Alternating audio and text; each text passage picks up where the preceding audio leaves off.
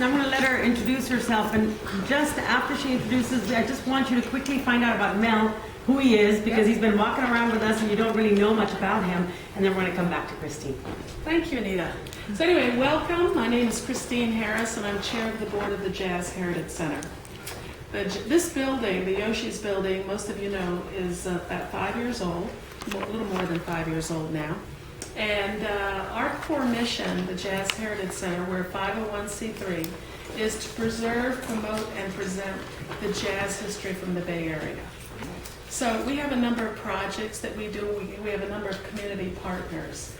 We have 3 spaces, this theater, and we collaborate and work closely with the San Francisco Black Film Festival. So every year in June, for 3 days actually, they show films here and in other venues around the city.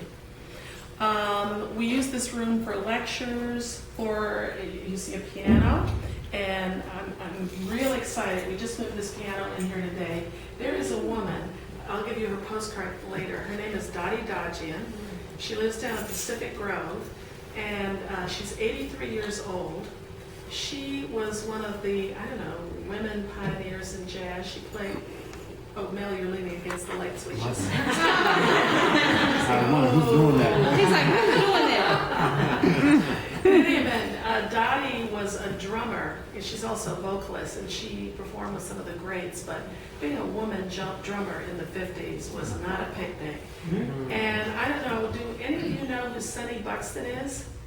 If you listen to 91.1 Jazz Radio, he's one of the radio personalities. He has a show on Saturday mornings, and he's been around here since 1960. He's a jazz historian and, in the jazz community, he's just an icon. We do a monthly conversation. It's called Conversations with Sonny, and we videotape the conversations to build the archive. His first interview was with Belda Davis, right here in this room. We do all the interviews in this room. And so she talked about some of her early experiences in the city. The second interview was with John Handy, and I don't know if that name means anything to you, but John just turned 80, and we did a big celebration for John, and he did an interview. That was a fabulous interview last month, talking about back in the day here in San Francisco, so we've captured all of that on video. And Dottie is going to be the third person, only with her, and that's going to be on Sunday, July 21st. So it's coming up around the corner. The tickets are $25. As you can see, this is a pretty small, intimate setting. So if you know anybody who's interested, they probably should go online. Tickets are on the Eventbrite, and it's under Conversations with Sonny. She and Sonny will drag. I live upstairs, so my living room chairs will be dragged down to create the set.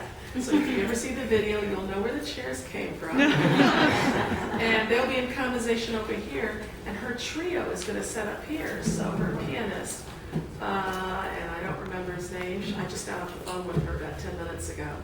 But in any event, he's going to be playing this piano, and she specifically wanted the piano to her left. She'll be sitting here on the drums. The piano will be here. The bass will be here, and the interview will be there. Inside information, you got it firsthand. Wow. So that's going to be going on at 4 o'clock on Sunday, the 21st. The last Saturday of the month, so we call it Last Saturday Jam Session. And it's at 5 o'clock, and it's in our gallery space. You just left the gallery space. And that's just sort of a fun place to come on a Saturday afternoon. You'll find out later, if you haven't already, about our farmers market.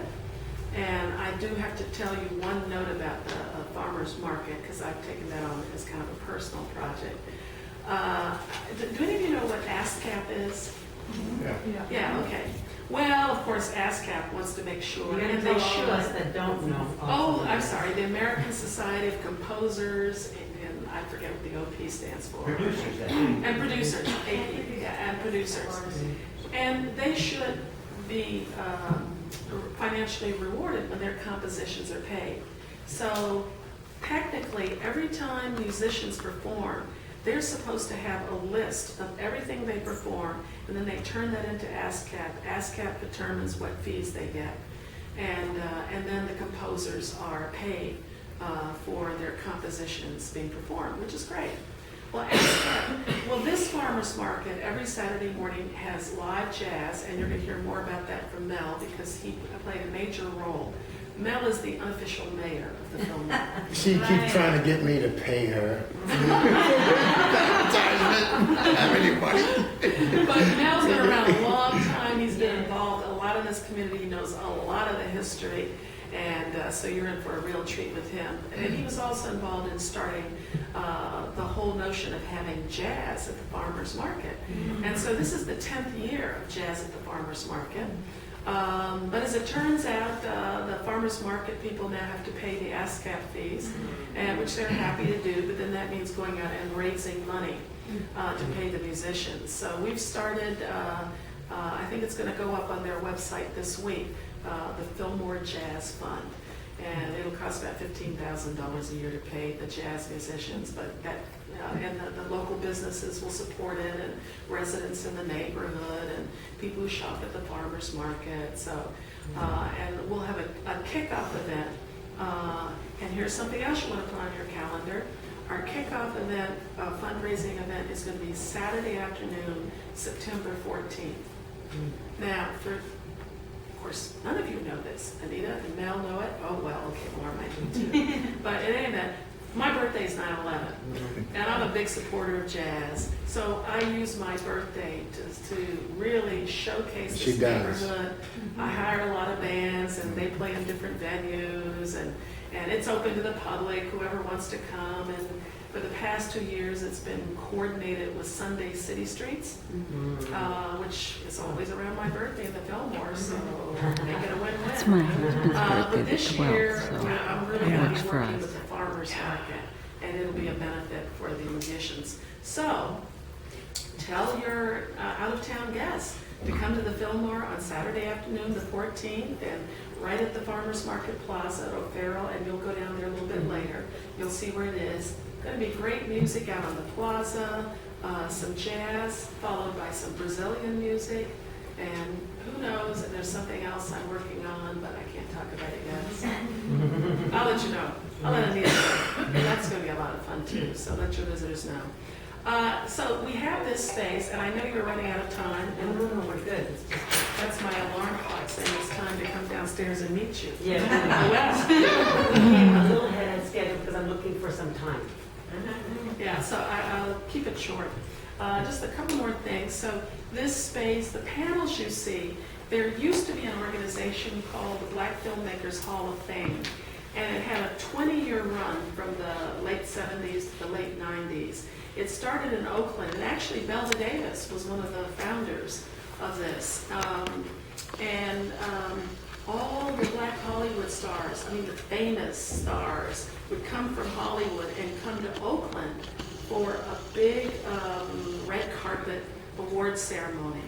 And that had a good 20-year run. It's now defunct, but when it dissolved or stopped being what it was, and I don't know all the history, Belva Davis and Ave Montague brought a piece of it, because there are about 4 or 5 workshops and this award program, and they got the film festival part of it over to San Francisco for more independent filmmakers.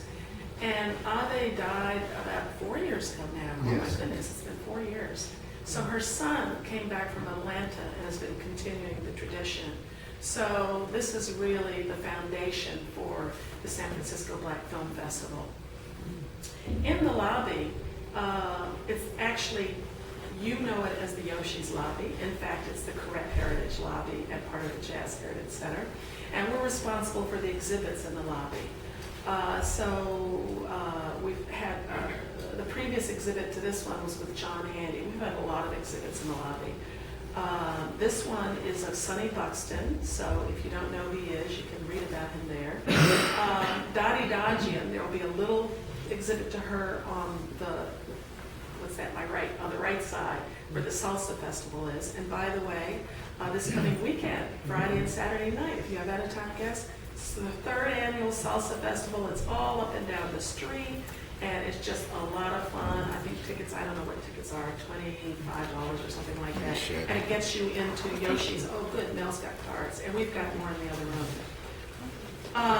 And then finally, our last space is the gallery where you were before.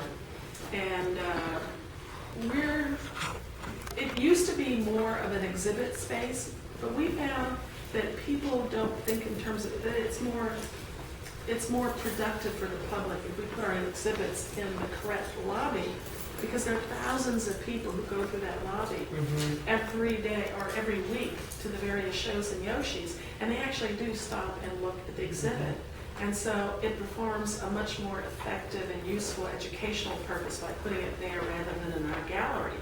So our gallery has now become a fine arts gallery, and it's a wonderful partnership, if you will, with 13070 and Laura and Melanie across the street. I think You're going there after me. You're going there next. Okay, very different but complementary. It's nice to have two art galleries in this part of the Fillmore, the only two art galleries there are. And we collaborate in September. I don't think we're going to do it this year, but in the past year we've done an art walk.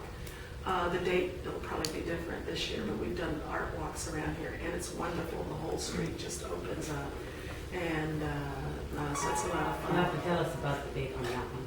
And we don't have the date for this year, but we do have September 14th at the Fillmore, the plaza. And the proceeds of all the sale, and that's all fine art, as you can tell by being there, and the net proceeds of it go to benefit our programming. So I think I covered pretty much the Jazz Heritage Center. I know you never can. I mean, I like to just, this lady has had such an impact on the area, and like this one, I mean, the pulse of the streets between she and, I mean, they're always into something, you know what I mean? Which is so cool, you know what I mean? I mean, I just returned about 4 or 5 months ago from back east, and that was so threatening and uncomfortable for me. So when I got back to San Francisco, lady, anything you want me to do? I'm so glad to be part of the energy that she provides for us. And I'm talking about history, and I'm one for history, you know. As a musician, she's able to deliver to the community, you know. But again, you know, in front of these people, you know, I love you, girl. Thank you. Thank you, Mel. And listen, now, the Mutual Admiration Society. Mel is an artist and has been responsible for a lot of the art and murals in this community. And he's done a lot of work with kids going back 20 and 30 years, taking them to camp, getting them involved in art projects. And he's a real fixture at the farmers market on Saturdays, and you'll see him around with kids in the neighborhood, taking them on outings. And so he's a real treasure for the community too. So you can tell. Now, he's With us, you know, ain't no stopping us. Hey, Mel, Yes. if you don't mind, could you tell them just a little bit of your history, your background, and then about Culture on the Corner? You know, I don't document stuff, but you know, like I said, No, some tell us impulsive something. behavior. Tell us All right, something. when I arrived here, I was a construction, Cleveland wrecking foreman. We demolished buildings, and I was in charge of removing all the artifacts, and that's what taught me, you know, introduced me to art. I got injured. This was in '83. I got injured, and they said you can't use your arms anymore. Using my arms. I went along with it. You know, okay, I can use it. What would you like to do? I've always loved printing, so I said I want to go to the Mission Cultural Center and learn how to be a graphic printer. I go there and I learned to print. You know, I'm printing on anything. I only have no money, so I'm printing on anything I find. I go to Goodwill, buy a piece of leather jacket, cut it up, make me a piece of, you know, canvas, and I would print on it, and God is my witness. They started buying this stuff. And light bulb, you know, okay, I'm gonna buy more of this. So I started making hats, you know, printing images, hieroglyphics or whatever, and a company hired me. I did the Eddie Murphy movie, Golden Child. You see Eddie Murphy with this little leather hat. That's my hat. The secretary said, the man is cheating you. What? You know, you're not getting what you deserve from your design. I quit. I buy me a truck, and I started printing and hanging the things on a fence. This was the first fence. This was a vacant lot. Before this went up, the redevelopment agency had a trailer for the security guard. And I would come, you know, befriend the security guard. Next thing you know, I got my things hanging on the fence.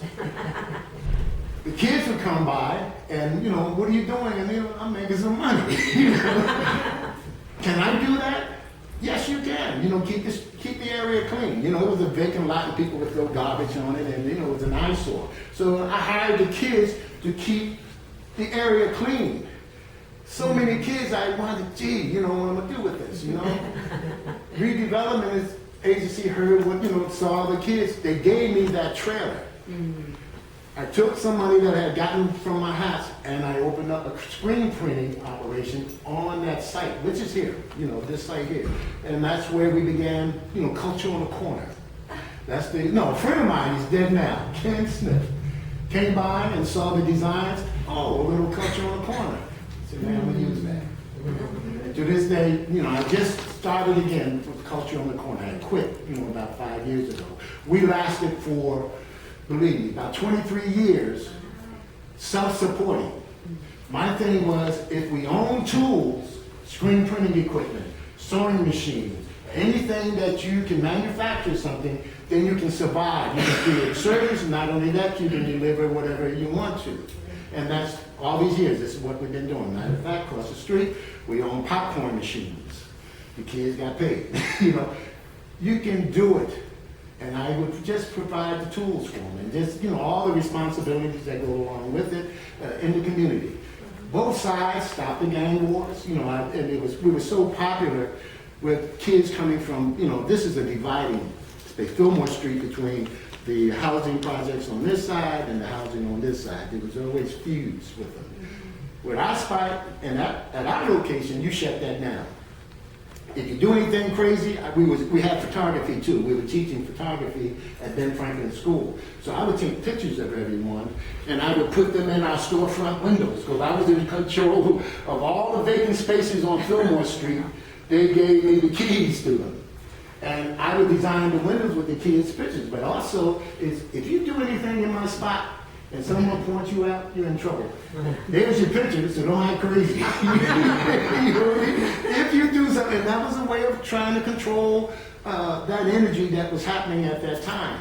But anyway, I went from owning the trailer to being in charge to every vacant location on the Fillmore Center side, all their commercial, which was now about 20 or 25 storefronts.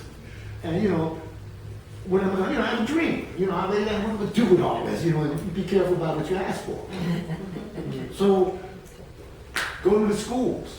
I went to the universities, put up a flyer. I will give you a free space, providing whatever talent you bring me, you mentor a child. And it was God gift. We just took off from there. All the artists, I had artists from Russia, artists from Japan. We met so many people on Fillmore through the arts and understanding the business of art. And that's to survive, you know, I don't want to beg anybody for money. I hate meetings. I don't want to be told what to do because you gave me a donation. We did everything ourselves because we owned the tools. We had these, like I said, this equipment. We were able to communicate, go back to the schools, make sure that you behave yourselves in the schools. I mean, this thing was just, you know, it was a beautiful move. I mean, I look back and a lot of them are grown folks now, and I'm dealing with some of their kids now. The kids that I had back there when they were only about 10, now I'm dealing with their kids. And you know, it's just been an awesome journey for me. I can't express I don't know, I get emotional with it. But, you know, the kids, it's not their fault. What's going down out there in these streets, the behavior, you know, we play a role in that. We play a role in that with the manner in which the schools are being served, you know, what they're serving in the schools, the communication, people are afraid of them. So we're not able to hand down any guidance with them. And that's all they want. They want someone to tell them what's right, what's wrong. You know, like I say, the rest of it again is this street has so much history. God, I met some great, great people just by being outside doing what I do. I'm a street person. Excuse me, they're calling me now. Yeah, we gotta go pretty soon. Yeah. But that's the story. You know, you'll see what everybody that's here, Christine, now it's her turn. it's a great area. Can you just tell them quickly how Western Addition, Fillmore came about as far as the African American community when they came? Just a quick So, history. yeah, very, very quickly. During World War II, of course, the men were off at war, and you had the shipyards, and there was a great need for workers, and that coincided with a massive exodus. Actually, it was the largest exodus in American history, of 6 million African Americans leaving the South, trying to get away from that oppressive racism and lynchings and murders. And so a huge contingency came here primarily from Texas and New Orleans, Louisiana, and bought this amazing culture here. So overnight, and that coincided with the internment of the Japanese. And so a lot of the homes that had been Japanese owned, African American families moved into, and overnight, a vibrant, really rich community came into existence. I mean, there had been a small African American community before, but it really took off then. And a lot of people came with dreams, with skills, with money. So you had businesses, you had clubs, lots of musicians, and this became one of the most fertile jazz areas in the United States. So when you look at jazz history, San Francisco and the Fillmore in particular, and North Beach also, really important in history, and Oakland would be more important in terms of the blues scene. And there were clubs also in what's now the Tenderloin. But this, and then the Fillmore Auditorium, I'm sure most of you know about the Fillmore, that used to be owned by a black man, Charles Sullivan. Charles Sullivan controlled the booking of all of the jazz, blues and R&B greats, Aretha Franklin, everybody. He controlled all of that for the entire West Coast, from Denver on and Seattle. And he owned that building. And he was eventually murdered, and then the building was taken over by, the business was taken over by Bill Graham in pretty short order. And then, of course, everybody knows the history of that auditorium, Janis Joplin and Jefferson Airplane and all of that. Can you mention redevelopment also? Redevelopment had played a really tragic role. And I'll keep you informed, by the way. There is, and I'm drawing Paul, his first name is Paul, and I can't think of his last name right now. But he's the producer of a film that was on KQED. KQED was doing, started a series about neighborhoods in San Francisco. And I don't think they ever got funding to do the entire series. I think they only did about 5 parts, but they did do the one about the Fillmore. Yeah, I was in there. Yeah, it's a heartbreaking documentary because it's really an epitaph for a community is really what it is. Some powers that be decided that this neighborhood should be something other than what it was, which was a predominantly black neighborhood, and the word got put out. Basically, the landlords stopped investing in their properties, there was general deterioration, plus when the war ended, a lot of those shipyard jobs dried up. And while some other jobs opened up, there still really was the legacy of racism. So the opportunities didn't just open up wide. So as a result, unemployment started climbing, and the city was clearly not investing in this community because the word had already been put out that redevelopment was going to come in. So in short order, 20,000 people lost their homes here, and redevelopment started tearing down the old Victorians, and the economic foundation of the community was destroyed. This is also where Jonestown was. So what's now the post office on Geary Street. And so that means most of the people who were part of Jonestown were African American people from this community.